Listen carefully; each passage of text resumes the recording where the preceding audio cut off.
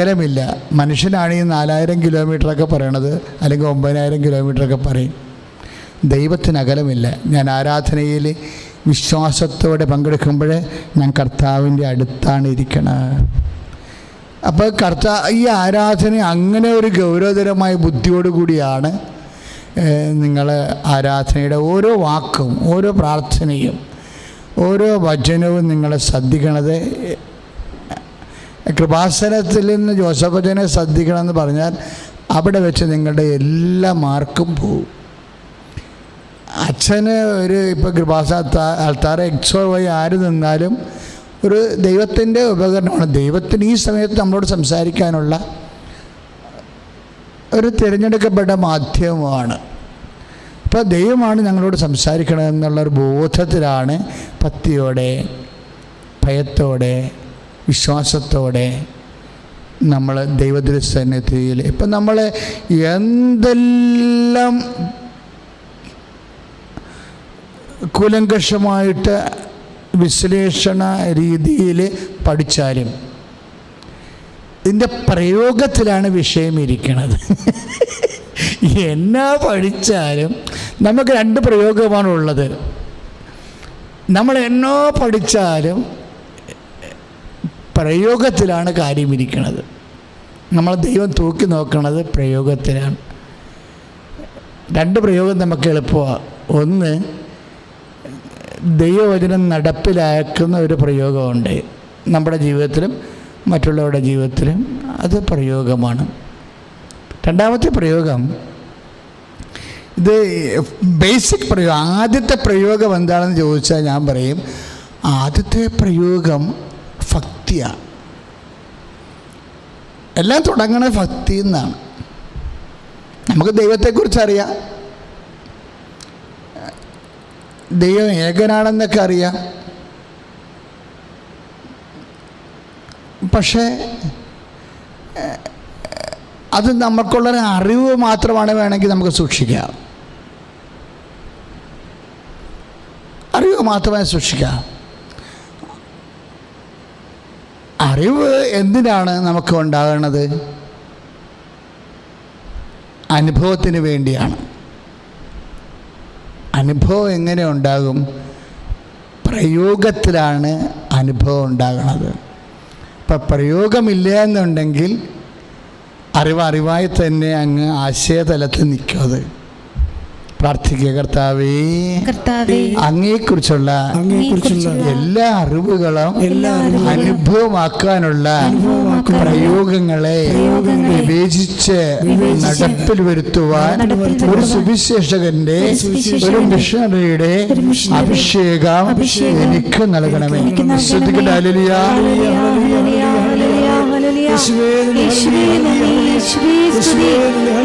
ആരാധന, ആരാധന, ആരാധന.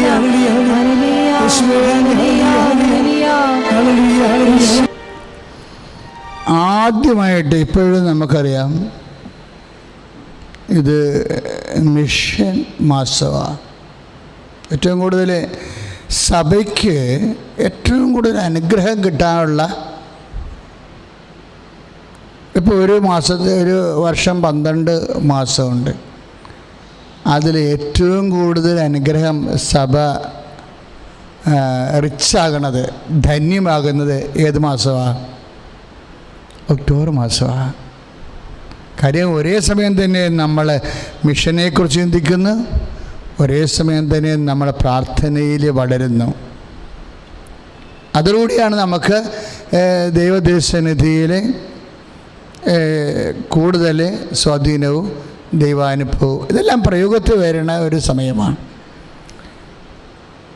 അതുകൊണ്ട് തന്നെ ഇപ്പോൾ നമ്മൾ ഉടമ്പടി ചെയ്യുമ്പോഴും അതിലൊരു വിഷയം എന്താ? ഇപ്പം നിങ്ങൾ ഉടമ്പടി ചെയ്തവരാണ് 13 പേര്.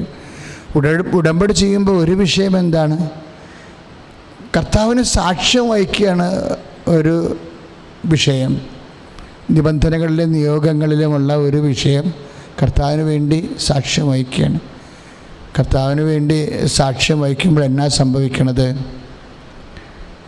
ദൈവത്തിന് വേണ്ടി നമ്മൾ സാക്ഷ്യം വഹിക്കുമ്പോൾ നമ്മളുടെ ആധ്യാത്മിക കൃപയുടെ നിലവാരം ഉയരും. കൃപയുടെ നിലവാരം ഉയരുമ്പോൾ ഭൗതികമായ വിഷയങ്ങൾക്കും ആധ്യാത്മികമായ വിഷയങ്ങൾക്കും കൃത്യമായി നമുക്ക് മറുപടി കിട്ടും. കാര്യം ഞാൻ ഇന്നലെ വൈകുന്നേരം അതിനെക്കുറിച്ച് സംസാരിച്ചായിരുന്നു. എന്നെ ഏറ്റുപറയുന്നവനെ ഞാനും ഏറ്റുപറയും. ഭയങ്കര വചനമാണത്. ഇപ്പം മത്തായി ശ്ലീഹായുടെ സുവിശേഷമാണ് 10:32. മനുഷ്യരുടെ മുമ്പിൽ ഏറ്റുപറഞ്ഞേ, മനുഷ്യരുടെ മുമ്പിൽ എന്നെ ഏറ്റുപറയുന്നവനെ സ്വർഗസ്ഥനായ എൻ്റെ പിതാവിൻ്റെ മുമ്പിൽ ഞാനും ഏറ്റുപറയും. അപ്പോഴേ എല്ലാ അനുഗ്രഹത്തിൻ്റെ ഫോർമുല അതാണ്. അപ്പം നിസ്സാരകാരമല്ലേ. ഞാൻ മിഷൻ എന്ന് പറയുമ്പോൾ നിങ്ങൾക്ക് പെട്ടെന്ന് പ്രേക്ഷിത പ്രവർത്തനം വന്ന ഹോൾ ലൈഫ് ഈസ് മിഷൻ. നമ്മുടെ ഓരോ മൂവ്മെൻറ്റും മിഷനാണ്. എന്ന് വെച്ച് കഴിഞ്ഞാൽ മനുഷ്യരുടെ മുമ്പിൽ എന്നെ ഏറ്റുപറയുന്നവനെ നമുക്ക് വാക്കിലൂടെ ഏറ്റുപറയാം, ഇല്ലേ? മനുഷ്യരുടെ മുമ്പിൽ നമുക്ക് ദൈവത്തെ വാക്കിലൂടെ ഏറ്റുപറയാം, പ്രവൃത്തിയിലൂടെ ഏറ്റുപറയാം, പ്രാർത്ഥനയിലൂടെ ഏറ്റുപറയാം. ഏതെല്ലാം മാർഗങ്ങളിലൂടെ നമ്മൾ ദൈവത്തെ ഏറ്റുപറഞ്ഞാലും അതെല്ലാം ഈശോ എന്നാ പറയും? ദൈവപിതാവിൻ്റെ മുമ്പിൽ ഞാനും ഏറ്റുപറയും.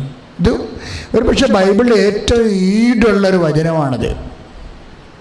ഇപ്പം രോഗം സുഖപ്പെടാനും പട്ടിണി മാറാനും അതുപോലെ തന്നെ കുടുംബത്തിൽ സമാധാനം വരാനും എല്ലാത്തിനും ഒരു പോംവഴിയാണ്. എന്താണ്? ഈ 10:32 മത്തായി ശ്ലീഹ. നിങ്ങളത് മറന്നു പോകരുത്. നിങ്ങൾ കിച്ചണിലൊക്കെ വർക്ക് ചെയ്യുന്നവർ ഈ വചനം അങ്ങ് ഡിറ്റിപ്പ് ചെയ്തിട്ട് അല്ലെങ്കിൽ കൈകൊണ്ട് എഴുതിയിട്ട് അവിടെ എവിടെയെങ്കിലും ഒട്ടിച്ച് വെക്കണം. ഇടയ്ക്ക് നോക്കണം. എന്താ കാര്യം? ഇതൊരു തുറവി വചനമാണ്. ഇതിലൂടെ ഈ വാതിൽ തുറന്നാൽ നമുക്ക് പല സ്ഥലങ്ങളിലേക്ക് ഒരുമിച്ച് പോകാം. എന്ന് വെച്ച് കഴിഞ്ഞാൽ മനുഷ്യരുടെ മുമ്പിൽ എന്നെ ഏറ്റുപറയുന്നവനെ എന്ന് പറഞ്ഞേ, മനുഷ്യരുടെ മുൻപിൽ എന്നെ ഏറ്റുപറയുന്നു സ്വർഗ്ഗസ്ഥനായ എൻ്റെ പിതാവിൻ്റെ മുമ്പിൽ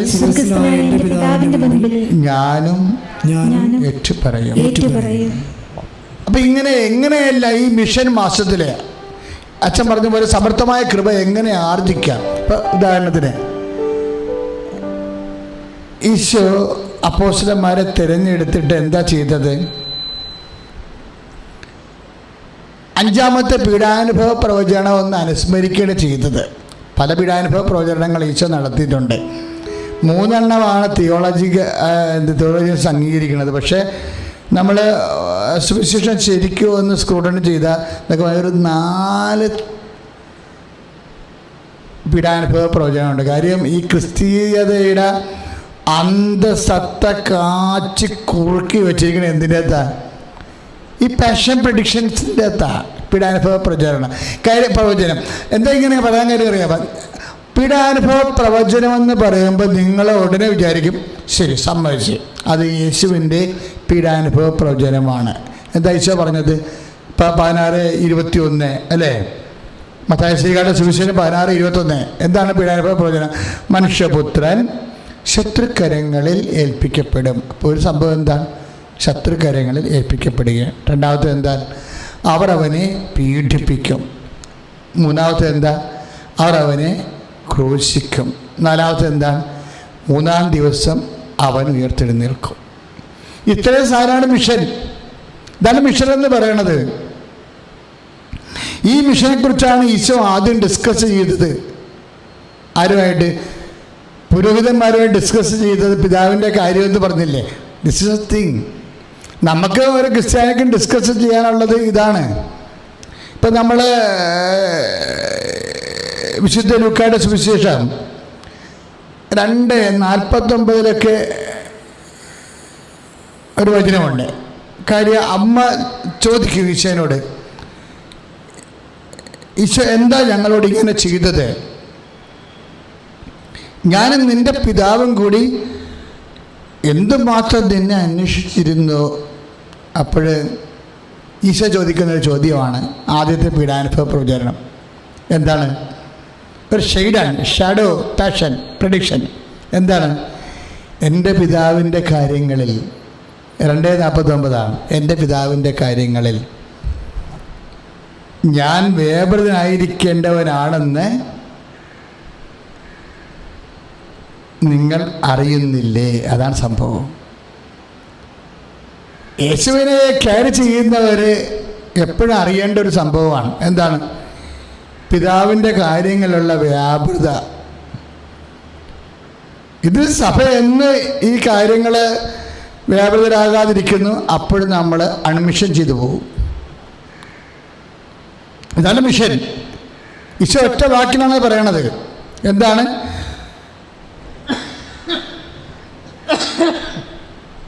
എൻ്റെ പിതാവിൻ്റെ കാര്യങ്ങളിൽ ഞാൻ വ്യാപൃതനായിരിക്കേണ്ടവനാണെന്ന് നിങ്ങൾ അറിയുന്നില്ലേ? അതാണൊരു ചോദ്യം. ആ പിതാവിൻ്റെ കാര്യങ്ങൾ എന്താണ് ശരിക്കും? പിതാവിൻ്റെ കാര്യങ്ങളെല്ലാം ഈ മനുഷ്യപുത്രൻ ശത്രുകരങ്ങളിൽ ഏൽപ്പിക്കപ്പെടുക. ഈ എന്താണ് ഈശോ നീ ഈ പുരോഹിതന്മാരുമായിട്ട് ദേവാലയത്തിൽ തർക്കിച്ചതെന്ന് ബൈബിളേ ഇല്ല. പക്ഷെ ബൈബിളിൽ ഒരു കാര്യമുണ്ട്, അത് പിതാവിൻ്റെ കാര്യമാണെന്ന്. പിതാവിൻ്റെ കാര്യം വ്യക്തമാണ്. എന്താണ് പിതാവിൻ്റെ കാര്യം? എന്ന് മാത്രമേ ഉള്ളൂ, കർത്താവിൻ്റെ രക്ഷാകര പദ്ധതി അത് പീഡാനുഭവത്തിലൂടെ വരണതാണ്, പാപത്തിന് പരിഹാരം ചെയ്യാൻ. അപ്പോൾ മനുഷ്യപുത്രൻ ശത്രുക്കരങ്ങളിൽ ഏൽപ്പിക്കപ്പെടും, അവർ അവനെ പീഡിപ്പിക്കും, വധിക്കും, 3-ാം ദിവസം ഉയർത്തെഴുന്നേൽക്കുമെന്നുള്ള പിതാവിൻ്റെ കാര്യം. ആ പിതാവിൻ്റെ കാര്യം ഇവരുമായി ഡിസ്കസ് ചെയ്യാണ്. കാര്യം ഇവർക്ക് അങ്ങനെ ഒരു ബോധം വന്നിട്ടുണ്ടാകുന്ന ഈശോ പരിശോധിക്കുക. കാര്യം ഇനി ഒരു ക്രിസ്തു വരാനില്ല. അപ്പോൾ വന്ന ക്രിസ്തുവിനെക്കുറിച്ച് എന്താണ് മിശിഹായെക്കുറിച്ചുള്ള ഇവരുടെ സങ്കല്പം, അതിനെക്കുറിച്ച് അപ്പോൾ അവർക്ക് അവരുടെ സങ്കല്പങ്ങൾ പറയുമ്പോൾ ഈശോ തിരിച്ചു പറയും, അങ്ങനെയല്ല ഇങ്ങനെയാണെന്ന് പറയുമ്പോൾ തർക്കമായി. ഇതാണ് പിതാവിൻ്റെ കാര്യമെന്ന് പറയണത്. ഇപ്പം ഈശോ എപ്പോഴും എല്ലാ സമയങ്ങളിലും ഈ പിതാവിൻ്റെ കാര്യത്തെക്കുറിച്ച് കോൺഷ്യസ് ആണ്. എപ്പോൾ ഈശോ എന്നെല്ലാം പിതാവിൻ്റെ കാര്യങ്ങൾ. ഇപ്പം സഭയ്ക്ക് എന്താണ് ഇവിടെ ഡ്യൂട്ടി എന്ന് ചോദിച്ചു കഴിഞ്ഞാൽ ഒറ്റ ഡ്യൂട്ടിയുള്ള പിതാവിൻ്റെ കാര്യമേ ഉള്ളൂ, വേറെ ഒരു കാര്യമില്ല. സഭയെ നവീകരിക്കാനുള്ള ഒരു ചോദ്യം അതാണ്. എന്താണ്? Are you busy with the affairs of the father? Father's അഫയേഴ്സിലാണ് ബിസി ആയിരിക്കുന്നത് സഭ. ഒറ്റ ചോദ്യം കൊണ്ട് സഭയെ നമുക്ക് മിഷണറി ആക്കാൻ പറ്റും. ഒറ്റ ചോദ്യം. കാര്യം ഈ ചോദ്യമാണ് എപ്പോഴും പ്രശ്നമായിരുന്നത് ഇവിടെ. നമ്മൾ സുവിശേഷം പരിശോധിച്ച് കഴിഞ്ഞാൽ, ഞാൻ എന്തായാലും നിങ്ങളുടെ പഠനം തരാമോ, നിങ്ങൾ ഉടമ്പടി എടുത്തവരും എടുക്കാൻ പോകുന്നവരൊക്കെ പിതാവിൻ്റെ കാര്യത്തിൽ വ്യാപൃതനായിരിക്കുമ്പോഴായിരിക്കും നിങ്ങൾക്ക് സമാധാനം വരണത്. അതല്ല വേറൊരു മാർഗം നമ്മുടെ മുമ്പിലില്ല. എൻ്റെ സഹോദരനെ ശ്രദ്ധിക്കണം. അതായത് ഈ പിതാവിൻ്റെ കാര്യത്തിൽ നിന്ന് യേശുവിനെ പിന്തിരിപ്പിക്കാനാണ് ആദ്യത്തെ ശ്രമം. ഇപ്പോൾ 12ാമത്തെ വയസ്സിൽ ജീസസ് ക്രിസ്തു ഒരു മൂല്യസംഹിതയായിട്ടാണ് ഞാൻ അവതരിപ്പിക്കുകയാണ്. ഈ ദിവസങ്ങളിൽ ഞാൻ ഷാലോൺ ടി വിയുടെ ഒരു അച്ഛൻ സ്ഥിരം അതിൻ്റെ പന്തിയുള്ളതാണ്, അങ്ങനെ സംസാരിച്ച ക്രിസ്തുവിന് ഒരു മൂല്യമായിട്ടാണ് ഞാൻ അവതരിപ്പിക്കണതെന്ന്. ഇത്ര തന്ത്രപരമായിട്ടാണ് സാത്താൻ കളിക്കണമെന്ന് അറിയാൻ പറ്റും. അതായത് ഇവിടെ ഈ പറഞ്ഞു വെക്കണത് എന്താണ്, ഇവിടെ വാല്യൂ സിസ്റ്റം മോശമായിരുന്നു, അത് കാരണം വാല്യൂ സിസ്റ്റം മൂല്യ വ്യവസ്ഥിതിയെല്ലാം ക്ലിയർ ചെയ്യാൻ വേണ്ടിയാണ് മനുഷ്യാവതാരം സംഭവിച്ചതെന്നാണ് പറയണത്. ഇതെവിടെ തന്നെ അവസാനിച്ചതെന്നറിയാവോ? അതായത് we are not promoting a value system. നമ്മുടെ മിഷനിൽ വന്നിരിക്കുന്ന ഏറ്റവും വലിയ അബദ്ധമാണ്. എന്താ സംഭവിച്ചിരിക്കുന്നത്? ക്രിസ്തു ഒരു വാല്യൂ സിസ്റ്റമായിട്ട് പ്രൊമോട്ട് ചെയ്യപ്പെടും. ഞാൻ ചോദിക്കട്ടെ, ക്രിസ്തുവിന് മുമ്പ് ഇവിടെ നല്ല വാല്യൂ സിസ്റ്റം ഇല്ലായിരുന്നോ? സത്യത്തിന് വേണ്ടി സാക്ഷ്യം വഹിച്ച ആദ്യ ആളാരാണ്? സോക്രട്ടീസാ. അത് എത്രയോ വർഷം മുമ്പാ. ഒരു ഒരു മനുഷ്യൻ രക്ഷിക്കാൻ വേണ്ടി നമ്മുടെ രാജാവ്, ഒരു ഭാരതീയ രാജാവ് സ്വന്തം തൊടേന്ന് പ്രാവിനെ രക്ഷിക്കുന്ന കാരുണ്യമില്ലേ, അതൊരു വാല്യൂ സിസ്റ്റമാണ്. ബൈബിൾ പോലും ഞെട്ടണ വാല്യൂ സിസ്റ്റം ഇവിടെ ഉണ്ടായിരുന്നു. അപ്പം പുതിയൊരു വാല്യൂ സിസ്റ്റം ഉണ്ടാക്കാൻ വേണ്ടിയല്ല ക്രിസ്തു മനുഷ്യാവതാരം ചെയ്തത്. ഈ വാല്യൂ സിസ്റ്റം ഇനി പരസ്നേഹം, കരുണ, അല്ല ദൈവസ്നേഹം, അല്ല മനുഷ്യന് അങ്ങോട്ട് പങ്കുവെപ്പ്, ഇങ്ങനെയുള്ള കുറച്ച് വാല്യൂ സിസ്റ്റം പ്രൊമോട്ട് ചെയ്താൽ മതി എന്ന് പറയണത് ആരാണ്? നീ വിശക്കണില്ലേ? നിനക്ക് വിശക്കത്തില്ലേ? കല്ലുകളോട് അപ്പമാകാൻ പറയുന്ന മാനുഷിക കാര്യങ്ങളാണ്.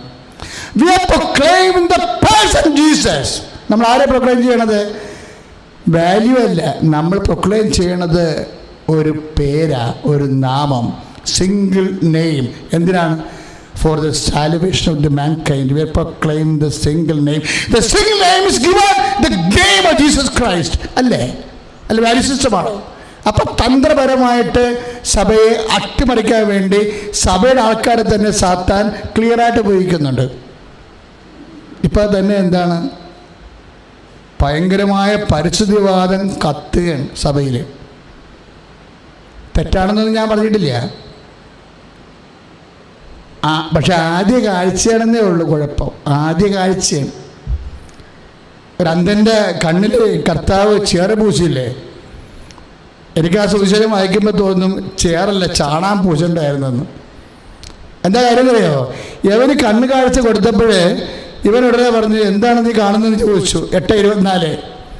അപ്പം ഈ അന്ധം പറയണേ, ഞാൻ മനുഷ്യരെ കാണുന്നുണ്ട്, ബട്ട് എന്താണ് ബട്ട്? അവർ മരങ്ങളെ പോലെ ഇരിക്കണേ. അതാണ് മാർക്കോസ് 8:24. മനുഷ്യരെ പോലും മരങ്ങളായിട്ട് കാണുന്ന ഒരു കാലമില്ലേ? അതാണല്ലോ ഇപ്പോൾ സംഭവിക്കുന്നത്.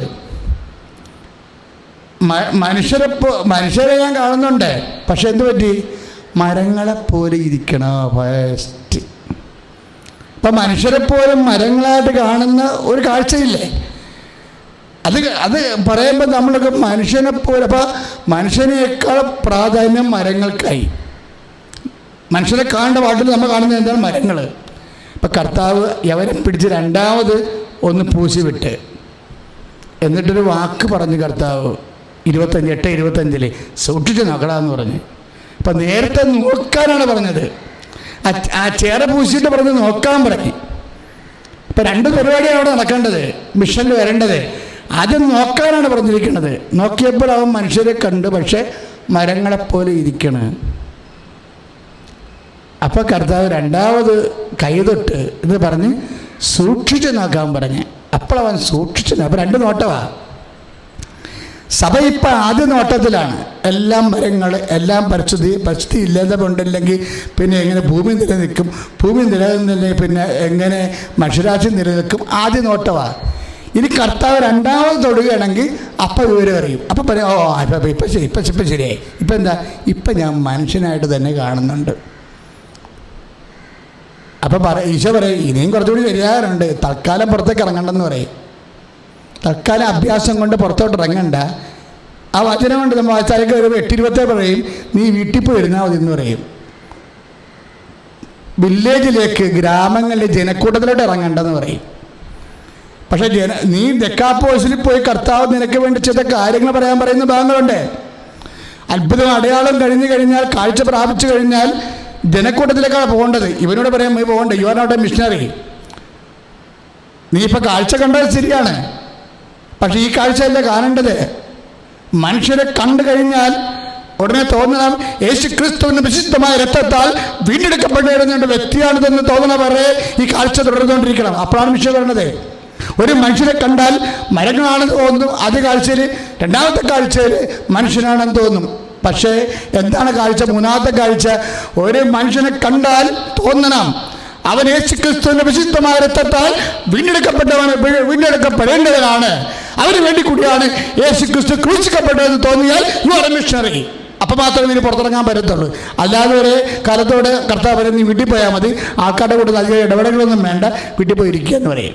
നമ്മൾ ലോക്ക്ഡൗൺ ആയിട്ട് പോയിരിക്കാൻ പറയും. ആ സുവിശേഷം അവസാനിക്കാൻ അങ്ങനെയാണ്. 8:27 എൻ്റെ മക്കളെ, മിഷനെ കുറിച്ച് ഒരു വ്യക്തിയെ കണ്ടാൽ അവൻ യേശു ക്രിസ്തുവിനെ അറിയണം, അറിഞ്ഞവൻ ആഴപ്പെടണം എന്നൊരു ബോധ്യം നിനക്ക് ഉണ്ടായാൽ വി ഹാവ് നോ പ്രോബ്ലം. എന്താണ്? പിതാവിൻ്റെ കാര്യം നമ്മൾ ഏറ്റെടുത്താൽ പിന്നെ എന്ത് പറ്റും? ഞാൻ എന്നും പറഞ്ഞിട്ടുള്ള സുവിശേഷമാണ്. നമ്മൾ ദൈവത്തിൻ്റെ കാര്യത്തിൽ വേവൃതനാണെങ്കിൽ നമ്മുടെ കാര്യത്തിൽ ദൈവം വേവൃതനാകും.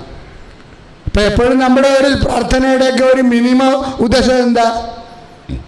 നമ്മുടെ ജീവിതത്തിൽ ദൈവത്തിന് ഇടപെടുത്തണമല്ലേ. അതിൻ്റെ സിമ്പിൾ പ്രയോഗം എന്താ? ദൈവത്തിൻ്റെ കാര്യത്തിൽ നമ്മൾ ഇടപെടുക. എന്നും ഉള്ളൊരു പ്രശ്നം അതാണ്. ഈശോ ഈ പീഡാനുഭവ പ്രവചനം, മിഷൻ ഉൾക്കൊള്ളുന്ന പീഡാനുഭവ പ്രവചനമില്ലേ, നമ്മൾ 16-21 വായിച്ചത്, അത് 21-24 പറയുമ്പോൾ, അതായത് ഈശോ പീഡാനുഭവത്തെക്കുറിച്ച് പറയുമ്പോൾ, മിഷനെക്കുറിച്ച് പറയുമ്പോൾ, മനുഷ്യപുത്രൻ ശത്രുക്കരങ്ങളിൽ ഏൽപ്പിക്കപ്പെടും, അവർ അവനെ പീഡിപ്പിക്കും, വധിക്കും, 3-ാം ദിവസം ഉയർത്തെഴുന്നേൽക്കും എന്നൊക്കെ പറയുമ്പോഴേ പത്രോസ് ബ്ലോക്ക് ചെയ്യുവത്, നിനക്ക് സംഭവിക്കാതിരിക്കട്ടെ എന്ന് പറയും. അപ്പം മിഷനെ ബ്ലോക്ക് ചെയ്യണതാണ്. മിഷനെ ബ്ലോക്ക് ചെയ്യാൻ ആദ്യത്തെ മാർപ്പാപ്പയെ തന്നെ പിശാച് തന്ത്രപൂർവ്വം അനുഭവിച്ചിരിക്കുന്ന ഒരു രംഗമാണത്. അപ്പോൾ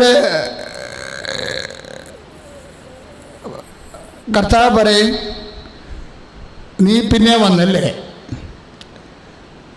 എന്നെ ദൈവിക കാര്യങ്ങളും മാനുഷിക കാര്യങ്ങളും അട്ടിമറിക്കാൻ വേണ്ടി.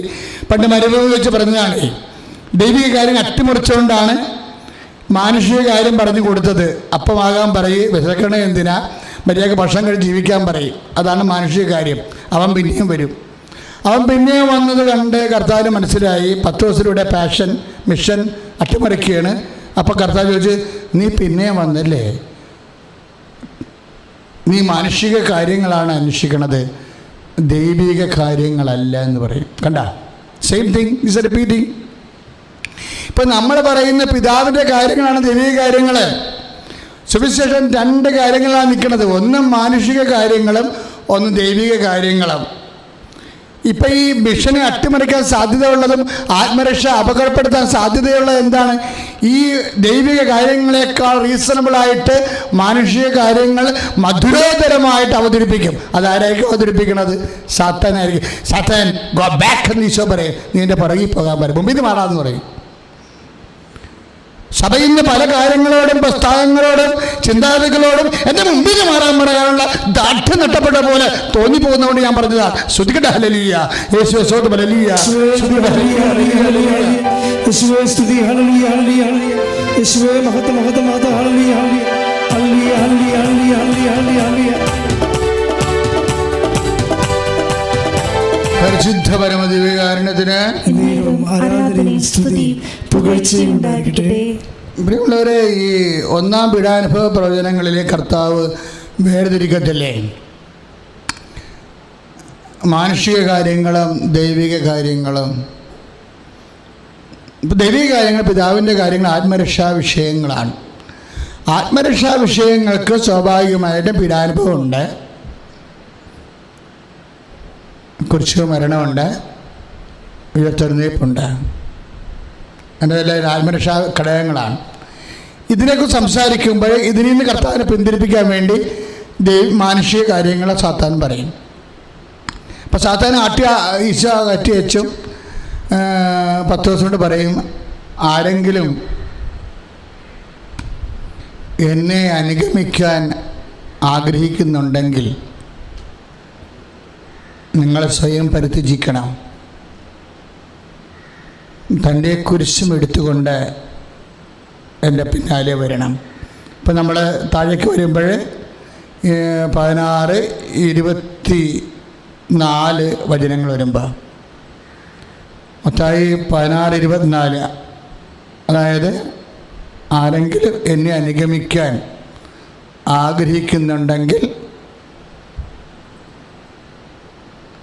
അവർ സ്വയം പരിത്യജിച്ച് തൻ്റെ കുരിശുമെടുത്ത് എൻ്റെ പിന്നാലെ വരട്ടെ. ഞാൻ എന്താ ഇങ്ങനെ ഈ വചനത്തിൽ ഇങ്ങനെ പറന്ന് നിൽക്കണം എന്താണെന്നറിയാവോ? ഈ പാഷൻ പെഡിഷൻ കഴിഞ്ഞിട്ടുണ്ടാകുന്ന വചനങ്ങൾ, ഈ വചനത്തിൽ നിന്നാണ് ഫ്രാൻസിസ് അസീസി ഉണ്ടായത്. അടുത്ത വചനമുണ്ട്, അടുത്ത വചനത്തിൽ നിന്നാണ് ഫ്രാൻസിസ് സേവർ ഉണ്ടായത്. This is mission. ആദ്യം ഞാൻ പറഞ്ഞത് മനസ്സിലായില്ലല്ലോ, ഇപ്പം മനസ്സിലായില്ലേ? അതായത് ഈ പീഡാനുഭവ പ്രവചനങ്ങൾക്ക് മാനുഷിക കാര്യങ്ങൾ ആണ് നീ അന്വേഷിക്കുന്നത്, ദൈവിക കാര്യങ്ങളല്ല എന്ന് പറഞ്ഞിട്ട് ഈശോ 2 ദൈവിക കാര്യങ്ങൾ പറയുന്നുണ്ട്. എന്തൊക്കെയാണ് പറയണത്? ഇതാണ് മിഷൻ. അതായത് ഒന്ന് ഇതാണ് 16:24 യേശു ശിഷ്യന്മാരോട് അരുളി ചെയ്തു, ആരെങ്കിലും എന്നെ അനുഗമിക്കാൻ ആഗ്രഹിക്കുന്നെങ്കിൽ അവൻ തന്നെ പരിത്യജിച്ച് തൻ്റെ കുരിശുമെടുത്ത് എൻ്റെ പിന്നാലെ വരട്ടെ. ഇതാണ് ഒരു ദൈവിക കാര്യം. ഇത് ദൈവിക കാര്യമാണെന്ന് ഇത് 10,000 മനുഷ്യർ ഈ വചനം വായിച്ചിട്ടുണ്ട്. പക്ഷെ അതിൽ നിന്ന് ഒരു ഫ്രാൻസിസ് അസീസിയ ഉണ്ടായുള്ളത്. എന്താ കാര്യം? അഭിഷേകം കിട്ടിയത് ആ മനുഷ്യനെയാണ്. ഇതിന് അന്തർധാനം എന്ന് പറഞ്ഞാൽ ദൈവത്തിൻ്റെ മനസ്സാണ്. ദൈവത്തിൻ്റെ മനസ്സാണ് വചനം. ദൈവത്തിൻ്റെ വചനമെന്ന് പറയുമ്പോഴേ അതിനെ എക്സ്പ്ലെയിൻ ചെയ്തിട്ട് മധുരോധരമായ മാനുഷിക കാര്യങ്ങളാക്കി മറ്റുള്ളവർക്ക് അപ്പീലിംഗ് ആയിട്ട് മാറ്റിയിട്ട് അപ്ഡേഷൻ നടക്കുന്ന ഒരു പ്രലോഭനമില്ലേ? മരുഭൂമി തുടങ്ങിയ പ്രലോഭനമാണല്ലോ അത്. അതിപ്പോൾ സ്റ്റിൽ കണ്ടിന്യൂസ്. അതാണ് അസീസിയെ ജനിപ്പിച്ചത്. അതിന് താഴെ വരുമ്പോൾ എന്താണ്? സ്വന്തം ജീവൻ രക്ഷിക്കുവാൻ ആഗ്രഹിക്കുന്നവൻ അത് നഷ്ടപ്പെടുത്തും. എന്നാൽ ആരെങ്കിലും എനിക്ക് വേണ്ടി ജീവൻ നഷ്ടപ്പെടുത്തിയാൽ അത് കണ്ടെത്തും. അവിടം വരെയാണ് ഫ്രാൻസിസിനെ അസീസിയെ അഭിഷേകം ചെയ്തത്. ആരെങ്കിലും എനിക്ക് വേണ്ടി ജീവൻ, അതിന് 16:25 മത്തായിയുടെ സുവിശേഷം, ആരെങ്കിലും എനിക്ക് വേണ്ടി ജീവൻ നഷ്ടപ്പെടുത്തിയാൽ അത് കണ്ടെത്തും. അതുകൊണ്ടാണ് മിഷൻ അദ്ദേഹം സുൽത്താൻ്റെ അടുത്ത് പോയി സുവിശേഷം പ്രസംഗിച്ചു. സുവിശേഷ ശുശ്രൂഷകരെ മോസ്കിലുള്ള സഹോദരങ്ങളോട് കർത്താവിനെക്കുറിച്ച് പറഞ്ഞു വിട്ടേ. അതാണ് ഫ്രാൻസിസ്. ഈ വചനത്തിൽ നിന്നുണ്ടായതാണ്. അതിൻ്റെ താഴെയുണ്ട്, ആരെങ്കിലും എനിക്ക് വേണ്ടി ജീവൻ നഷ്ടപ്പെടുത്തിയാൽ. ആ മോസ്കിലേക്ക് പറഞ്ഞു വിട്ട് 5 പേരുടെ ജീവനും പോയി. അവർക്കാർക്കും അഭിമാനവും കർത്താവിനെക്കുറിച്ച് സാക്ഷ്യം വഹിച്ചുള്ള സന്തോഷമാണുള്ളത്. ഫ്രാൻസിസിൻ്റെ ഈ വശങ്ങളൊന്നും ആരും ഡിസ്കസ് ചെയ്യണില്ല. ഫ്രാൻസിസ് മുയലിനെ സ്നേഹിച്ച്, ഫ്രാൻസിസ് മരങ്ങളെ നാണം കെട്ട വ്യാഖ്യാനമാണ് ഈ കാര്യങ്ങൾ വരുന്നത്. ആത്മാവിനെ വെറുതെ സഭയുടെ ചൈതന്യം പോയതല്ലേ, പ്രയോട്ടിക്ക് വന്ന മിസ്റ്റേക്കാണ്. ഫ്രാൻസിസ് എന്ന് പറഞ്ഞാൽ ആരാണ്? ആത്മാക്കളെ വീണ്ടെടുക്കാൻ വേണ്ടി രണ്ടാമത്തെ ക്രിസ്തു ഒന്നും വിളിക്കേണ്ട കാര്യമില്ല. അതൊക്കെ വലിയ മണ്ടത്തരാണ്. കാര്യത്തിൽ ക്രിസ്തുവിനെ ന്യൂനീകരിക്കാൻ പറ്റുമോ? മനുഷ്യന്മാർക്ക് ക്രിസ്തുവിൻ്റെ പേരിട്ട് രണ്ടാമത്തെ ക്രിസ്തുവാണ്, മൂന്നാമത്തെ ക്രിസ്തുവാണ്. ചില ഫേസ്ബുക്ക് പേജ് ഞാൻ കണ്ടായിരുന്നു. അതായത് രണ്ടാമത്തെ ക്രിസ്തു കഴിഞ്ഞിട്ട് മൂന്നാമത്തെ ക്രിസ്തുവിന് സാധ്യതയുണ്ട്, അത് നിനക്ക് ട്രൈ ചെയ്യാമെന്ന്. കൊള്ളാം, നല്ല പരിപാടിയായി. ക്രിസ്തുവിനെ ചുമ്മാ ഇങ്ങനെ പറഞ്ഞ് ആക്കിക്കളയും. നമുക്ക് ആർക്കും ക്രിസ്തു ആകാൻ പറ്റത്തില്ലേ? അത് വേറെ ലെവലാണ്. നമുക്ക് അങ്ങനെ ആവശ്യമില്ലാത്ത പ്രലോഭനങ്ങൾ വേണ്ട. രണ്ടാമത്തെ ക്രിസ്തുവിലെ ഒറ്റ ക്രിസ്തുവുള്ള ലോകത്ത്. പക്ഷേ ഫ്രാൻസിസിൻ്റെ മിഷൻ ശരിക്കും നമ്മൾ ഹൈജാക്ക് ചെയ്ത് കളഞ്ഞ ലോകം പിശാചി. എന്താ? ഈ മനുഷ്യൻ്റെ പ്രകൃതി സ്നേഹം അങ്ങോട്ട് ഡെവലപ്പ് ചെയ്തെടുത്ത് ആത്മാക്കളെ വീണ്ടെടുക്കാൻ വേണ്ടി സുൽത്താനോട് സുവിശേഷം പറഞ്ഞത് ഇപ്പോൾ ആരും പറയുന്നില്ലല്ലോ. മോസ്കിൽ പോയി ആ മനുഷ്യൻ്റെ 5 കപ്പിച്ച വൈദികരാണ് സുവിശേഷം പ്രസംഗിക്കാൻ വേണ്ടി മോസ്കിൽ പോയത്. അതിൻ്റെ 5 പേരെ കൊന്നു കളഞ്ഞു. ഒരു പ്രശ്നമില്ല. അപ്പോഴും കർത്താവെന്ന പേര് നമ്മൾ പറഞ്ഞില്ലേ, അത് മതി. ആത്മാക്കളെ വീണ്ടെടുക്കാൻ വേണ്ടി അങ്ങനെ ചെയ്തിട്ടുള്ള ആത്മാക്കളുടെ വീണ്ടെടുപ്പിൻ്റെ സുവിശേഷം മറച്ചു വെച്ചുകൊണ്ട് മരങ്ങളുടെ സ്നേഹത്തെക്കുറിച്ചും പൂക്കളുടെ സ്നേഹത്തെക്കുറിച്ചും പാമ്പുകളെ സ്നേഹിച്ച് ചെന്നായ്ക്കളെ സ്നേഹിച്ച് മണ്ണാനും കട്ട വാങ്ങാത്തല് ഈ സാധനമൊക്കെ പറഞ്ഞ് പരത്തി ഫ്രാൻസിസിനെ അൺമിഷൻ ചെയ്ത് കളഞ്ഞു. ഇത് സാത്താൻ ചെയ്ത പരിപാടിയാണ്. എന്ന് വെച്ച് കഴിഞ്ഞാൽ ഏറ്റവും തീഷ്ണമതിയായ ഒരു മിഷണറിയുടെ മിഷൻ ചൈതന്യത്തെ മറച്ച് കളഞ്ഞിട്ട് മരങ്ങളുടെ പ്രേമമായിട്ട് കുറച്ച് കളഞ്ഞ സാധനം.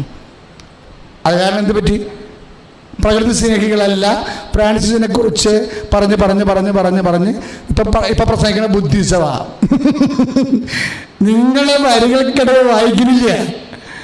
പല അണ്ണന്മാരും ക്രിസ്തുവിനെ കുറിച്ച് വളരെ മനോഹരമായിട്ട് സാഹിത്യ രൂപത്തിലൊക്കെ ടി വിയൊക്കെ കുതിർന്ന് പറയുന്നില്ലേ, മൊത്തം ബുദ്ധിസവാ.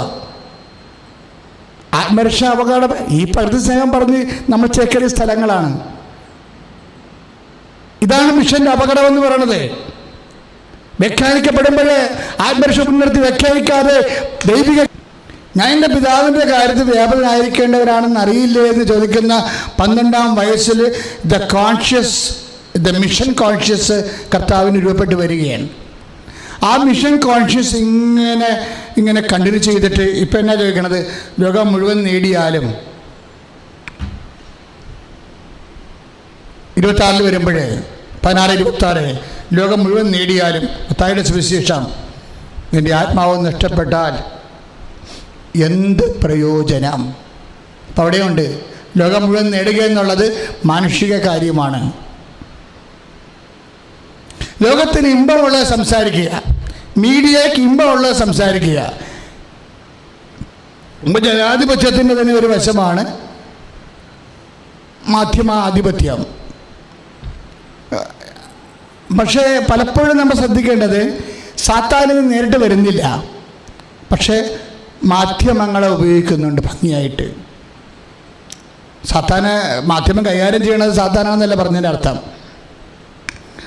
ആത്മീയ വിഷയങ്ങൾ സംസാരിക്കുകയാണെന്നുണ്ടെങ്കിൽ ഓരോ കാലത്തും അജണ്ടകൾ തീരുമാനിക്കുന്നത് ആരാണ്? മാധ്യമങ്ങളാണ്. അവസാന കാലങ്ങളിൽ ഓരോരുത്തരും ഇഷ്ടപ്പെട്ട വചനങ്ങൾ പറയുന്നവരെ ജനം വിളിച്ചു വരുത്തുമെന്ന് പറയണില്ലേ? ഇമ്പമായിട്ടുള്ള കാര്യങ്ങൾ പറയുന്നവരെ വിളിച്ചു വരുത്തുമെന്ന്. ഇമ്പമുള്ള കാര്യങ്ങൾ, ഇമ്പമില്ലാത്ത കാര്യങ്ങളുണ്ടാവും. ആത്മാക്കൾ വീണ്ടെടുക്കുന്ന കാര്യം ഇമ്പമില്ലാത്ത കാര്യമാണ്, അത് വിട്ടുകളയെന്നാണ് പറയണത്. സഭ തന്നെ, സഭാകൂട്ടങ്ങൾ തന്നെ ഇമ്പമുള്ള കാര്യങ്ങൾ പറയുന്നവരെ വിളിച്ചു വരുത്തുമെന്നാണ് പൗലോസ് അപ്പോസ്തലൻ പറഞ്ഞിരിക്കുന്നത്.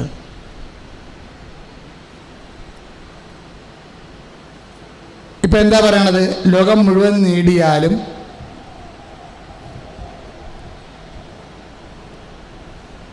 അവിടെ എഴുതി കാണിക്കുന്നുണ്ട് 2 തിമോത്തി 4:3 ജനങ്ങൾ ഉത്തമമായ പ്രബോധനത്തിൽ സഹിഷ്ണുത കാണിക്കാത്ത കാലം വരുന്നു.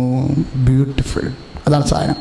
പരിശുദ്ധാത്മാവ് പൗലോസ് അപ്പോസ്തലൻ പറഞ്ഞതാണ്, ഉത്തമമായ പ്രബോധനത്താൽ. എന്നിട്ട് പിന്നെ താഴെ എഴുതിയിരിക്കുന്നത് എന്താണെന്നറിയാവോ? അതായത് ശുശ്രൂഷയിൽ ആവേശം കൊള്ളുകയാൽ അവർ തങ്ങളുടെ അഭിരുചിക്ക് ചേർന്ന പ്രബോധകരെ വിളിച്ചുകൊണ്ട് വരുമെന്ന്. അതാണ് സംഭവം. ഈ അഭിരുചികളെ അമൂല് കുര്യൻ ചേട്ടനില്ലേ ഒരിക്കൽ പറഞ്ഞായിരുന്നു, എനിക്ക് വേണമെങ്കിൽ ഒരു ആഴ്ച കൊണ്ട് I can change the taste of the country എന്ന്. ഇന്ത്യയുടെ രുചികളെ മാറ്റാൻ പറ്റുമെന്ന്. ഇതുപോലെ തന്നെയാണ് അഭിരുചികളെ, മനുഷ്യൻ്റെ അഭിരുചികളെ. അതൊരു അജണ്ടയാണ്. അത് നിശ്ചയിക്കുന്നത് ആരാണ്? മാധ്യമങ്ങളാണ്. ഒരു കാലഘട്ടത്തിൽ അഭിരുചികരമായ കാര്യങ്ങളെ വളരെ PR വർക്ക് ചെയ്ത് ഡിസൈൻ ചെയ്തിട്ട് സിൻഡിക്കേറ്റ് പോലെ വ്യവസ്ഥാപിതമായിട്ട്, ശാസ്ത്രീയമായിട്ട്, സംഘടിതമായിട്ട് സമൂഹത്തിൽ അവതരിപ്പിച്ച് കഴിയുമ്പോൾ ജനം അതിൻ്റെ പിന്നാലെ പായും. ഇപ്പം നമ്മുടെ വെള്ളിമൂങ്ങൊക്കെ സംഭവിച്ച പോലെ. വെള്ളിമൂങ്ങ എന്ന് പറഞ്ഞാൽ ചുങ്ങ ഒരു കണ്ടാൽ പേടിക്കുന്ന സാധനമാണ്. എൻ്റെ തൈക്കാട്ടിത്തിരിപ്പള്ളി 2 ഇരിപ്പുണ്ടായിരുന്നു. ഒരു സുപ്രഭാതത്തിലെ മാധ്യമങ്ങളിലൂടെ ഇതൊരു ഭയങ്കര ഭാഗ്യപക്ഷിയാണെന്നുള്ള സാധനം അച്ഛൻ്റെ കയറ്റി വിട്ടു. എൻ്റെ അമ്മേ, അവസാനം വന്നപ്പോൾ 10 ലക്ഷം രൂപയായി ഒരു വെള്ളിമൂങ്ങയ്ക്ക്. ഇത് കള്ളത്തരമാണ്, ഇത് സ്റ്റണ്ടാണെന്ന് പിന്നീട് മാധ്യമങ്ങൾ പറഞ്ഞപ്പോൾ ഇപ്പം വെള്ളിമൂങ്ങയെ കാണാൻ കൂടിയില്ല, ആർക്കും വേണ്ട. പണ്ട് കള്ളക്കടത്ത് നടത്തുമായിരുന്നു, ഇപ്പം സ്വർണ്ണ ബിസ്ക്കറ്റിൻ്റെ പോലെ കള്ളക്കടത്ത് നടത്തുന്ന സാധനമാണ് വെള്ളിമൂങ്ങ. ദാറ്റ് മീൻസ് ഒരു സാധനത്തിന് മൂല്യം, added value by miss propaganda. ഇതാണ് അഭിരുചി. അതാണ് പൗലോസ് പറയണത്, ജനങ്ങൾക്ക് അഭിരുചിയുള്ള കാര്യങ്ങളെന്ന്. അഭിരുചി നിശ്ചയിക്കുന്നത് ആരാണ്? ഏതെങ്കിലും ഒരു കോണിൽ നിന്ന് വ്യവസ്ഥാപിതമായ സംഘടിതമായ ശ്രമം ഉണ്ടെങ്കിൽ പുതിയ അഭിരുചികൾ ഉണ്ടാക്കാൻ പറ്റും എന്തിൻ്റെ മേലും. ഇതാണ് മാനുഷികമായ കാര്യങ്ങളെന്ന് പറയണത്, ദൈവിക കാര്യങ്ങളല്ല. അപ്പം അഭിരുചിയുടെ പുറകെ ജനങ്ങൾ എങ്ങനെ എഴച്ചു പോകും. അപ്പോഴും ലോകം മുഴുവൻ നേടും. നടത്തലെന്ന് ഈശോ പറഞ്ഞില്ലല്ലോ. പക്ഷെ എൻ്റെ ആത്മാവ് നഷ്ടപ്പെട്ടാൽ എന്ത് പ്രയോജനം? വാട്ട് യൂസ് എന്നല്ല ചോദിച്ചത്. ആ ചോദ്യം 10,000 പേര് വായിച്ചിട്ടുണ്ട്. പക്ഷേ ഇഗ്നേഷ്യസ് ലയോള വായിച്ചപ്പോഴേ ഒരു സഭയുണ്ടായി, ഈശോ സഭ. അദ്ദേഹത്തിൻ്റെ 7 പേരിൽ ഒരാൾ ഫ്രാൻസിസ് സേവ്യർ വന്നപ്പോൾ ഇവിടെയും ഒരു സഭയുണ്ടായി. കേരളത്തിലെ ഒറ്റ മനുഷ്യരാണ്. ഞാൻ കഴിഞ്ഞ ദിവസം എൻ്റെ അസിസ്റ്റൻ്റ് അച്ഛനോട് പറഞ്ഞേ, ഒരു മിഷണറി പരിപാടിക്കും പോകണ്ട, നല്ലൊരു പട്ടളക്കാരൻ നോക്കിയിട്ട് ഒരു വെട്ട് വെച്ച് കൊടുത്താൽ മതിയെന്നു. എന്താ കാര്യം വെച്ച് കഴിഞ്ഞാൽ മര്യാദക്കൊരു വെട്ട് വെട്ടിയാൽ ആ കന്യാസ്ത്രീ വെട്ടുകൊണ്ട് ഈ മനുഷ്യൻ ഇഗ്നേഷ്യസ് ആശുപത്രി കിടക്കുമ്പോൾ ആ കന്യാസ്ത്രീ 3 പ്രാവശ്യം കൊണ്ട് വചനം കൊടുത്തത്. 3 പ്രാവശ്യം എറിഞ്ഞ് 4ാമത്തെ പ്രാവശ്യം എടുത്ത് വായിച്ചപ്പോഴാണ് ഈ ലോകം മുഴുവൻ നേടിയാലും ആത്മാവ് നഷ്ടപ്പെട്ടാൽ എന്ത് പ്രയോജനം? അതുകൊണ്ടൊരു സഭയുണ്ടാക്കി, ഈശോ സഭ. നിങ്ങളൊന്ന് ചിന്തിച്ചു നോക്കിയ മക്കളെ, അതായത് പാഷൻ പ്രഡിക്ഷൻ 16-ാം അധ്യായം, അതിൻ്റെ മനുഷ്യപുത്രൻ ശത്രുക്കളെ ഏൽപ്പിക്കപ്പെടുകയാണ്, പീഡിപ്പിക്കും, വധിക്കും, 3-ാം ദിവസം ഉയർത്തെഴുന്നേൽക്കും എന്ന് പറയുമ്പോഴേ ആ വചനത്തിന് താഴെ സാത്താൻ അതിനെ വട്ടം ചവിട്ടുമ്പോഴേ കർത്താവ് അവരെ ശാസിച്ചിട്ട് പറയും, നീ മാനുഷിക കാര്യങ്ങളാണ് അന്വേഷിക്കണത്, ദൈവിക കാര്യങ്ങളല്ല. ദൈവത്തിൻ്റെ വചനത്തിൽ നിന്ന് ദൈവിക കാര്യങ്ങൾ എന്താണെന്ന് കർത്താവ് പഠിപ്പിക്കും. ദൈവിക കാര്യങ്ങൾ എന്താണ്? എന്നെ അനുഗമിക്കാൻ ആഗ്രഹിക്കുന്നവൻ സ്വയം പരിചയിച്ചുകൊണ്ട് എന്നെ കുറിച്ചുപെടുത്തുകൊണ്ട് എന്നെ പിന്നാലെ വരണത് ഒരു ദൈവിക കാര്യം. ലോകം മുഴുവൻ നേടിയാലും എൻ്റെ ആത്മാവ് നഷ്ടപ്പെട്ടാൽ എന്ത് പ്രകടനം ചോദിക്കുന്നത്? 2ാമത്തെ ദൈവിക കാര്യം. ഈ 2 ദൈവിക കാര്യങ്ങൾ 2 മനുഷ്യർ ഏറ്റെടുത്തപ്പോൾ 2 സഭകളുണ്ടായി. ഫ്രാൻസിസ് അസിസി ഉണ്ടായി, ഇഗ്നേഷ്യസ് ലയോള ഉണ്ടായി, ഫ്രാൻസിസ് സേവ്യർ ഉണ്ടായി. വചനത്തിൽ ഇനിയും മിഷണറിമാരെ വിളിക്കുന്നുണ്ട്. വചനം നിന്നെയും വിളിക്കുന്നുണ്ട്, എന്നെയും വിളിക്കുന്നുണ്ട്. ഏതെങ്കിലും വചനം എടുത്തിട്ടുണ്ട് കർത്താവിന് ഈ ലോകത്തിന് കൊടുക്കാൻ വേണ്ടി, ദൈവിക കാര്യങ്ങളിൽ വേർതനായിരിക്കാൻ വേണ്ടി കർത്താവ് വിളിക്കുകയാണ്. ഈ ഒക്ടോബർ മാസത്തിലെ, ഈ മിഷൻ മാസത്തിലെ പ്രാർത്ഥിക്കും മക്കളെ. കർത്താവേ, കർത്താവേ, ഫ്രാൻസിസ് അസിസി പോലെ, ഇഗ്നേഷ്യസ് ലയോളയെ പോലെ, കർത്താവേ, ഫ്രാൻസിസ് സേവ്യറിനെ പോലെ അങ്ങയുടെ വചനങ്ങള് കേട്ട് ആ വചനമനുസരിച്ച് അതിലുള്ള മനുഷ്യ കാര്യങ്ങള് മാറ്റി ദൈവീക കാര്യങ്ങള് സ്വീകരിച്ച് ഈശോനാമത്തിന്റെ മഹത്വത്തിനായി ജീവിച്ച് ഈശോയുടെ നാമത്തിലെ മിഷണറിയാകാൻ ഓരോ കുടുംബങ്ങളെയും ഒരു സഭയെയും അങ്ങ് ഒരുക്കണം. ശ്രദ്ധിക്കട്ടെ.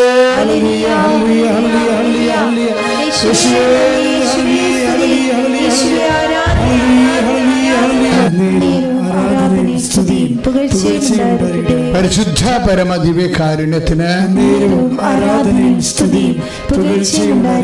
ഇവിടെ നിങ്ങൾ പരിശുദ്ധ അമ്മയുടെ മധ്യസ്ഥത്തിലെ ദിവ്യകുർബാനയെ നിങ്ങൾ സൗഖ്യം പ്രാപിക്കുന്ന സമയമാണ്. വളരെ ഏകാഗ്രതയോടെ ജാഗ്രതയോടെ ഇരിക്കണം. അമ്മ പരിശുദ്ധ ദേവമാതാവ് പ്രത്യക്ഷപ്പെട്ട ഇടത്തിൽ നിന്ന് അമ്മയുടെ മധ്യസ്ഥത്തിലെ ഈശോനാമത്തിൽ ദൈവം നിങ്ങളെ സുഖപ്പെടുത്തുന്ന സമയമാണ്. ശ്രുതികട്ടെ, ശ്രുതികട്ടെ. ഹല്ലേലൂയ,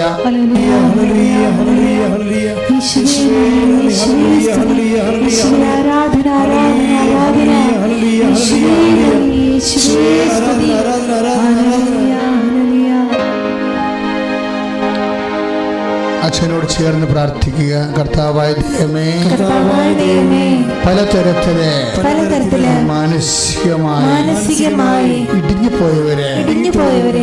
പോയവരെ ജീവിതത്തിന്റെ പ്രാരാബ്ധങ്ങളാൽ മനസ്സിടിഞ്ഞു പോയവരെ, പ്രാർത്ഥിക്കാൻ പോലും തോന്നാത്തവരെ, വചനം കേട്ടിട്ട് മടുപ്പ് തോന്നുന്നവരെ, കുടുംബത്തിലെ കലഹങ്ങളാ, പലതരത്തിലുള്ള സ്നേഹരാഹിത്യങ്ങളാ,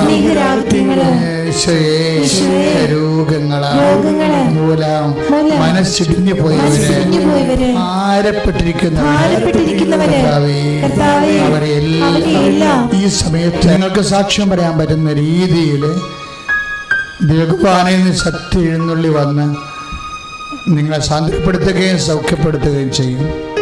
പ്രാർത്ഥിക്കുക. കർത്താവേ, മനസ്സ് തളർന്ന വ്യക്തികളെ അങ്ങേക്ക് സമർപ്പിക്കുന്നു. പലതരത്തിലെ ശിരസ്സിന് രോഗമുള്ള കുഞ്ഞുങ്ങള്, നടക്കാത്ത കുഞ്ഞുങ്ങള്, പല വലിയ കുഞ്ഞുങ്ങള്, കിടന്നുപോയ കുഞ്ഞുങ്ങള്, പലതരത്തില് ജനിതകമായ വേദനയുള്ള രോഗങ്ങളുള്ള കുഞ്ഞുങ്ങളെ കർത്താവേ കർത്താവേ, ഇപ്പോഴും സ്പർശിക്കണമേ. ഇപ്പോൾ സ്പർശിക്കണമേ. അമ്മയുടെ മധ്യസ്ഥത്തില് അമ്മയുടെ മധ്യസ്ഥത്തില് ഞങ്ങൾ പ്രാർത്ഥിക്കുന്നു. ഞങ്ങൾ പ്രാർത്ഥിക്കുന്നു. അത്തരം കുഞ്ഞുങ്ങളെ ഇപ്പോൾ സ്പർശിക്കണമേ. സ്പർശിക്കണമേ. ശ്രദ്ധിക്കട്ടെ. ഹല്ലേലൂയ, ഹല്ലേലൂയ, ഹല്ലേലൂയ. യേശുവേ, യേശുവേ, യേശുവേ, ഹല്ലേലൂയ, ഹല്ലേലൂയ. നന്ദി, ആരാധന ഈശോയെ. പരിശുദ്ധ പരമദിവ്യകാരുണ്യത്തിന് എന്നേരവും ആരാധനയും സ്തുതിയും പുകഴ്ചയും ഉണ്ടായിരിക്കട്ടെ. മക്കളെ, ഹൃദയവേദനയായിട്ട് ബ്ലോക്കായിട്ട് വാൽവിനെ മിസ്റ്റേക്കായിട്ട് ആശുപത്രിയിൽ പ്രവേശിപ്പിച്ച മുഴുവൻ രോഗികളെ നമുക്ക് പ്രാർത്ഥിക്കാം. എൻ്റെ പഴയ ഒരു സഹപ്രവർത്തകനായ ദാസ് ഹോസ്പിറ്റലിലാണ്. അദ്ദേഹത്തെ ഞാൻ ഇപ്പോഴും പ്രത്യേകം അനുസ്മരിച്ചുകൊണ്ട് പ്രാർത്ഥിക്കുകയാണ്. ഇതുപോലെ കൊറോണ ബാധിച്ച് പല വീടുകളിലും സെൻ്ററുകളിലും താമസിക്കുന്നവരുണ്ട്. പോസിറ്റീവായിട്ട് മറ്റു പല രോഗങ്ങളുള്ളത് കാരണം പേടിയുള്ളവരുണ്ട്. അവരെയൊക്കെ നിങ്ങൾ ഇപ്പോഴും സമർപ്പിക്കേണ്ടതാണ്. അച്ഛനോട് ചേർന്ന് പ്രാർത്ഥിക്കുക. കർത്താവേ, ഹൃദയരോഗികള്, കരൾ രോഗികള്, പാൻക്രിയാസ് രോഗികള്, ശ്വാസകോശ രോഗികള് വിശുദ്ധ രക്തത്താൽ കഴുകുന്നതിനായി അമ്മയുടെ മധ്യസ്ഥത്തില് ഈശോയ്ക്ക് സമർപ്പിക്കുന്ന. ശ്രദ്ധിക്കട്ടെ.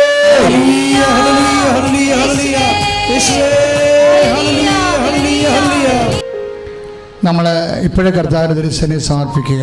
ത്വക്ക് രോഗികള്, വിസർപ്പ രോഗികള്, സോറിയാസിന്റെ രോഗങ്ങളുള്ളവര്, വെരിക്കോസ് രോഗികള്, ഇതൊക്കെ പറയുമ്പോൾ കേൾക്കുമ്പോൾ സുഖമാണെന്നല്ലാതെ ഇതൊക്കെ ഒന്ന് വന്നാലേ എപ്പോഴും വേദനയും പൊട്ടി ഒലിച്ച് ചോര ഒരു ചുണ നടക്കും, വേദനയായിരിക്കും, എപ്പോഴും ഒരു പനിക്കൂറായിരിക്കും, നീരായിരിക്കും. ഇങ്ങനെ കുറേ നീര് രോഗികളുണ്ട്. അവരെല്ലാം നിങ്ങൾ ഓർക്കണം. ഇപ്പോൾ അവരെല്ലാം സമർപ്പിക്കണം. ഇത് കൃപാസന അൾത്താരയിലാണ്. നിങ്ങൾക്കറിയാം, 10,000-കണക്കിന് മനുഷ്യർ സാക്ഷ്യം പറയണ സ്ഥലമാണ്. അപ്പോൾ ഇതൊരു വെറും കേവലമായൊരു പ്രാർത്ഥനയല്ല. പരിശുദ്ധ അമ്മയുടെ പ്രത്യക്ഷപ്പെടൽ സഭ ഏറ്റെടുക്കാൻ വേണ്ടി ദൈവം വളരെ ശ്രദ്ധയോടുകൂടി അടയാളങ്ങൾ കാണിക്കുന്ന ഇടമാണ്. അതുകൊണ്ടാണ് ഇവിടെ ഈ ജപമാലയ്ക്ക് ഇങ്ങനെ 1000-2000 ആൾക്കാരൊക്കെ 24 മണിക്കൂർ ലൈവ് ഉള്ളതിൻ്റെ കാരണം അതാണ്, ലൈവിലുള്ളത്. അപ്പോൾ ജനം അത്രയേറെ വിശ്വസിച്ച് പ്രാർത്ഥിക്കുന്ന ഇടമാണ്. എല്ലാവരുടെയും പ്രാർത്ഥനകൾ ഇപ്പോഴ് ഇത് നിങ്ങളുടെ സങ്കടങ്ങളുടെ മേലുണ്ട്. ഇപ്പോഴെല്ലാം ഇങ്ങനെ അച്ഛനെ കാണിക്കുന്ന വയറിൻ്റെ വലതുവശത്ത്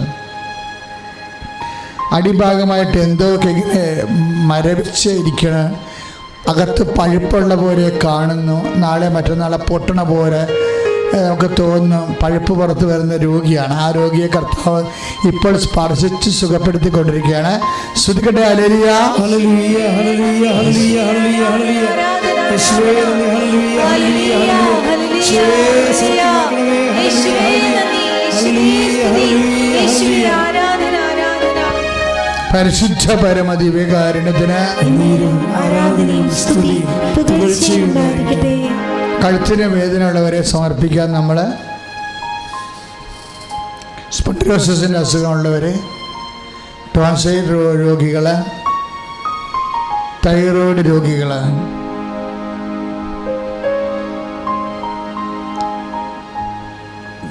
അവരെല്ലാം കഴുത്തെ തൊട്ട് തന്നെയാണ് പ്രാർത്ഥിച്ചുകൊണ്ടിരിക്കേണ്ടത്. ശിരസിന് ആകമാന വേദനകളുള്ളവരുണ്ടാകും. തലച്ചോറ് സിസ്റ്റുള്ളവർ, തലച്ചോറിന് ഞരമ്പുകൾ പ്രഷർ കാരണം സൂക്ഷ്മമായ ഞരമ്പുകൾ പൊട്ടിയിരിക്കുന്നവരുണ്ട്. ചിലത് ക്രോട്ടായിട്ടിരിക്കുന്നവരുണ്ട്. അപ്പം അങ്ങനെയുള്ള എല്ലാ അവസ്ഥകളും മെൽട്ടാകാൻ വേണ്ടിയാണ് ഇപ്പോൾ പ്രാർത്ഥിക്കേണ്ടത്. അച്ഛനോട് ചേർന്ന് പ്രാർത്ഥികർത്താവേ, തലച്ചോറിലെ രോഗങ്ങള്, സിസ്റ്റ് രോഗങ്ങള്, റോട്ടിലായിരിക്കുന്നവരെ കർത്താവേ സ്പർശിക്കണമേ. സ്പോണ്ടിലോസിസിനെ, തൈറോയ്ഡ് രോഗങ്ങളെ, ടോൺസിൽ രോഗങ്ങളെ സ്പർശിക്കണമേ.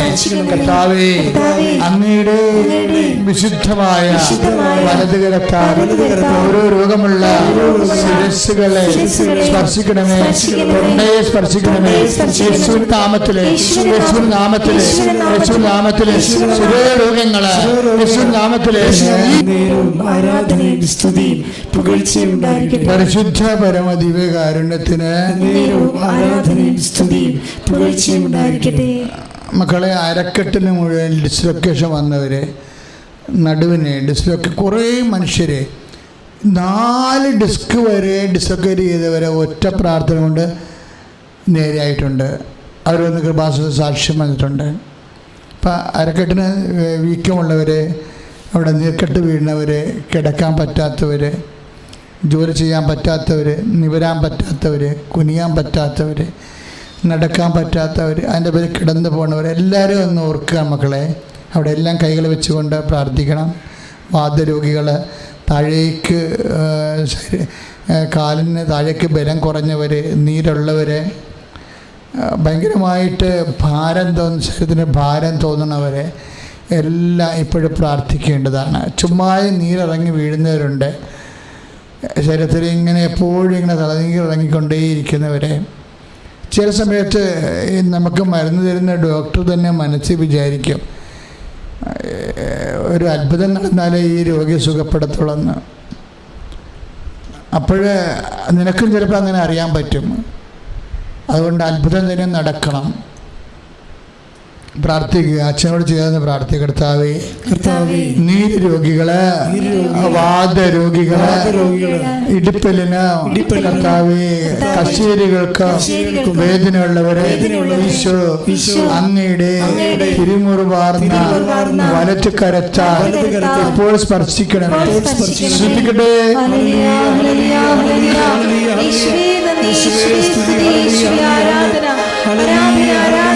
ചിലപ്പോൾ വയറ് ചാടുന്നവരുണ്ടാവും. അതിനവർക്ക് ഭയങ്കര ബുദ്ധിമുട്ട് തോന്നുന്നുണ്ടാകും. ശരിക്കും കുടലിലെ കുരുക്കളുള്ളവര്, അൾസർ രോഗികള്, അരിസസ് രോഗികള്, പിസ്റ്റുല രോഗികള്, പിസിഒഡി രോഗികള്, ഗർഭാശയത്തിലെ അണ്ടാശയത്തിലൊക്കെ സിസ്റ്റുള്ളവര്, പെരിസ് റെഗുലർ അല്ലാത്തവര്, പെരിസ് ഇല്ലാത്തവര്, മക്കളില്ലാത്തവര്, പെരിസും മാസങ്ങളോളം ദിവസങ്ങളോളം നിന്നിട്ട് പൊറുതിമുട്ടി പുറത്തിറങ്ങാൻ പറ്റാതിരിക്കുന്നവര്, ഭയങ്കര പുകച്ചിലും ഇരിച്ചിലും വേദന അനുഭവിക്കുന്നവരെ എല്ലാവരും അടിവേറ്റ് സമർപ്പിച്ചുകൊണ്ട് ശ്രദ്ധിക്കട്ടെ. അമ്മ നിങ്ങൾക്ക് വേണ്ടി മധ്യസ്ഥം വഹിക്കുന്ന ശക്തമായ സമയമാണെന്ന് ഓർത്തുകൊണ്ട് വിശ്വാസത്തോടെ പ്രാർത്ഥിക്കട്ടെ. കർത്താവേ, നിന്റെ വിശുദ്ധ പൗരോഹിത്യത്തെ മഹത്വപ്പെടുത്തണമേ. കർത്താവേ, നിന്റെ വിശുദ്ധ പൗരോഹിത്യത്തെ മഹത്വപ്പെടുത്തണമേ. കർത്താവേ, നിന്റെ വിശുദ്ധ പൗരോഹിത്യത്തെ മഹത്വപ്പെടുത്തണമേ. കർത്താവേ, സഭയിലുള്ള സാന്നിധ്യം പ്രകടമാക്കണമേ. 35 വർഷം അർപ്പിച്ച കുർബാനയുടെ ശക്തിയാൽ കൃപാസനത്താലെ ജീവനോടെ വർദ്ധിക്കപ്പെട്ട് മധ്യസ്ഥതയിലെ നാമത്തിലെ സുഖം പ്രാപിക്കട്ടെ.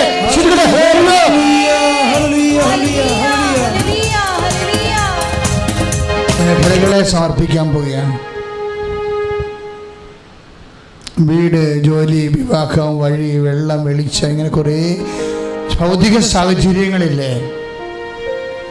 ഇപ്പൊ ചിലക്ക് പറയണ്ട ഒരു വീട് കെട്ടിയാൽ പിന്നെ ചത്തായം കുഴപ്പമില്ലെന്ന്. അത്രയും അവർ വിഷമിക്കുന്നുണ്ടെന്ന് അർത്ഥം.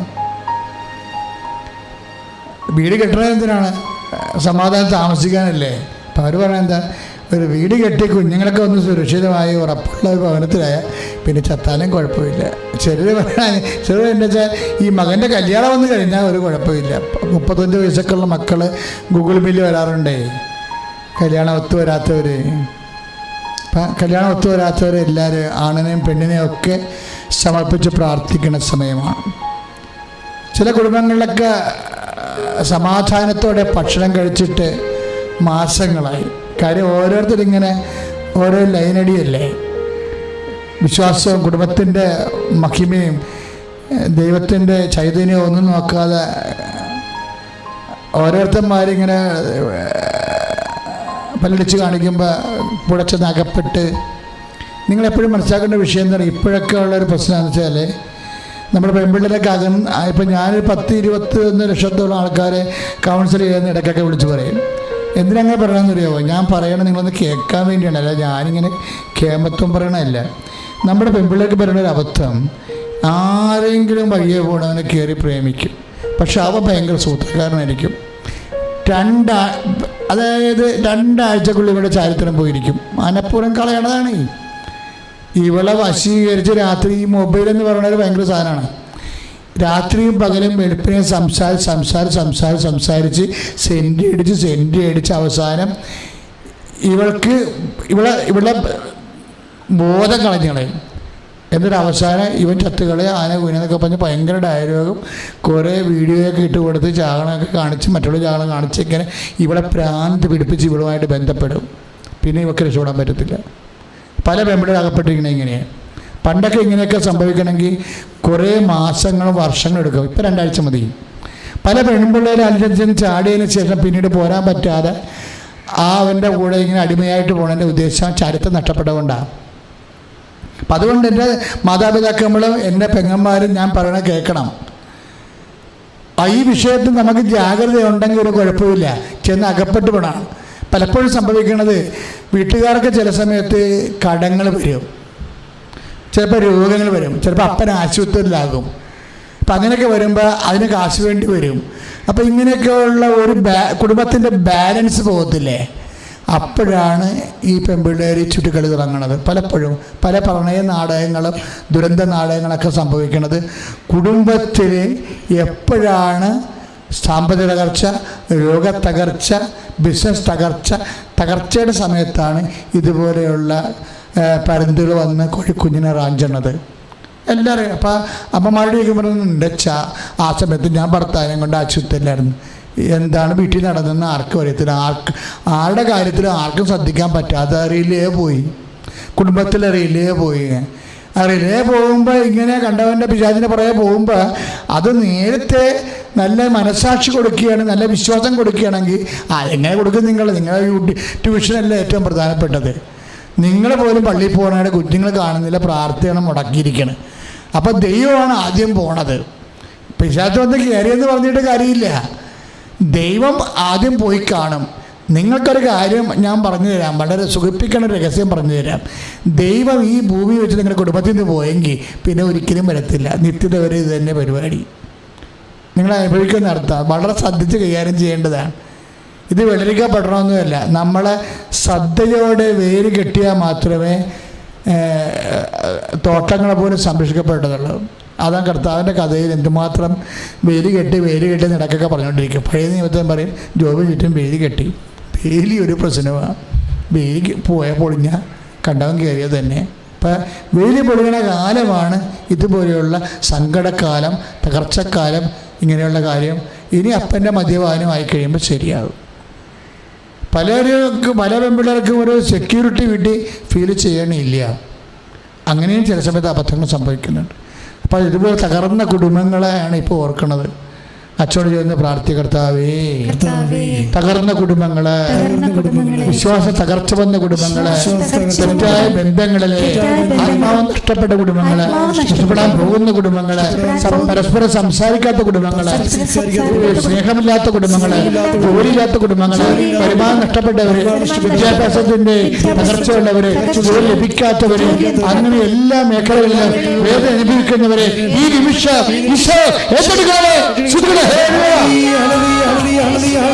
രാജ്യം. രണ്ടാമത്തത് സഭയുടെ മിഷൻ ചൈതന്യം ശക്തിപ്പെടാനും ആത്മാ അഭിഷേകം ഉണ്ടാകാനും.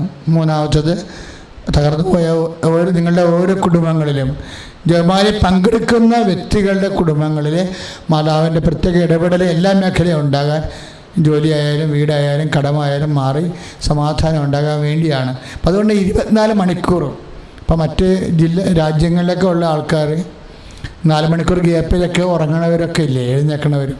അപ്പം ആ രാജ്യങ്ങളെ ഉൾപ്പെടുത്തിക്കൊണ്ടാണ് നമ്മൾ 24 മണിക്കൂറും ചെയ്യണത്. ഇപ്പം പകലില്ലെന്ന് പറഞ്ഞാൽ 9 മണിക്ക് തുടങ്ങും നമുക്ക് ജപമാല. സിസ്റ്റേഴ്സ് അടുത്തറയിൽ ജപമാല തുടങ്ങും. 1 മണിയാകുമ്പോൾ 12:30 മണിയാകുമ്പോൾ ദിവ്യകുർബാന. 1:30 മണിയാകുമ്പോൾ വീണ്ടും ദിവ്യകുർബാന തീരുമ്പോൾ വീണ്ടും ജപമാല തുടങ്ങും ലൈവായിട്ട്. അത് 5 മണിക്ക് തീരുക. 5 മണിക്ക്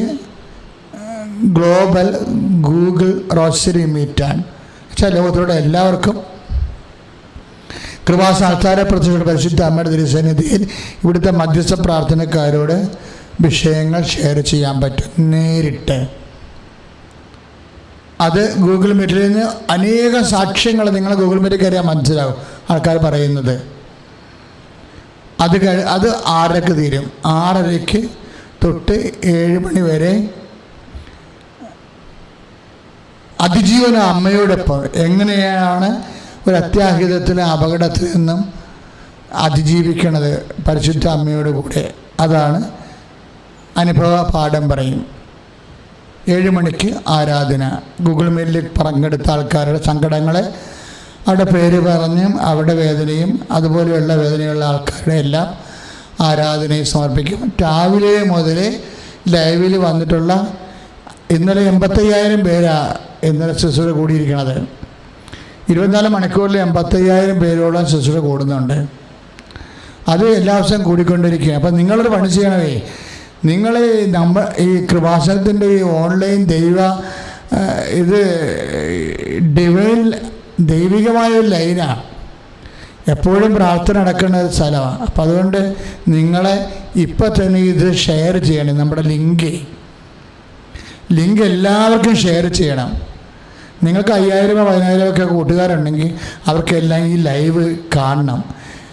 ചിലപ്പോൾ ഒരു ജപമാല ചൊല്ലിയാൽ മതി, അവർ രക്ഷപ്പെടും. അപ്പം നിങ്ങൾ വഴിയാണ് രക്ഷപ്പെടണമെങ്കിൽ നിങ്ങൾ മിഷണറി ആകും. ഈ ഒക്ടോബർ മാസത്തിൽ നമുക്ക് ഈ കൃപാസന ലിങ്ക് ഷെയർ ചെയ്ത് മാത്രമേ നിങ്ങൾക്ക് വിശുദ്ധ കൊച്ചുത്രേസ്യനെ പോലെ ഫ്രാൻസിസ് അസീസിനെ പോലെയും വിശുദ്ധയാകാൻ പറ്റൂ.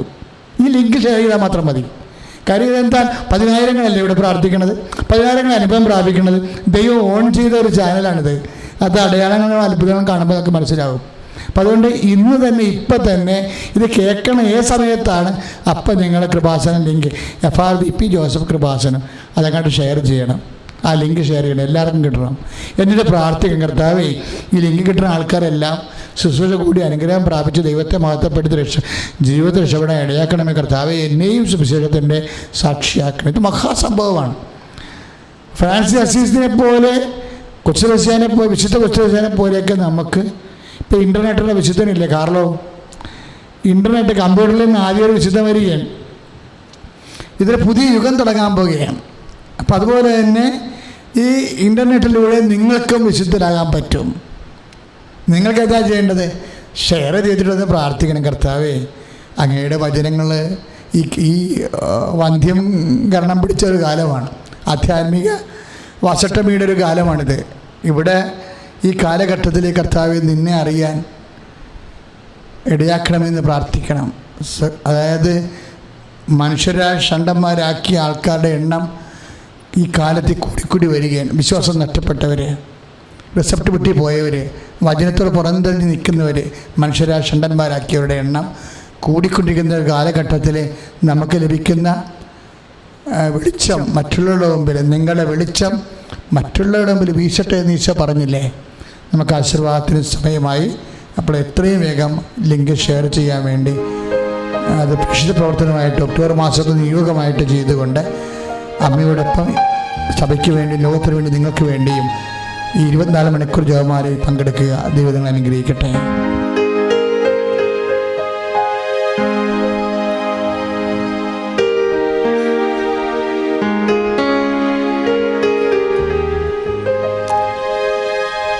നമ്മുടെ എല്ലാ ജീവിത നിയോഗങ്ങളെയും സമർപ്പിച്ചുകൊണ്ട് 2 കരങ്ങളും ഉയർത്തി സ്വരമുയർത്തി സ്തുതിക്കട്ടെ. ഹല്ലേലൂയ ഹല്ലേലൂയ ഹല്ലേലൂയ ഹല്ലേലൂയ ഹല്ലേലൂയ. യേശുവേ യേശുവേ സ്തുതി, യേശുവേ ആരാധന ആരാധന ആരാധന. ഹല്ലേലൂയ ഹല്ലേലൂയ ഹല്ലേലൂയ. യേശുവേ മഹത്വം യേശുവേ. ഹല്ലേലൂയ ഹല്ലേലൂയ ഹല്ലേലൂയ. യേശുവേ നന്ദി ഹല്ലേലൂയ. യേശുവേ ആരാധന ആരാധന ആരാധന ആരാധന. ഹല്ലേലൂയ ഹല്ലേലൂയ ഹല്ലേലൂയ ഹല്ലേലൂയ. പരിശുദ്ധ പരമ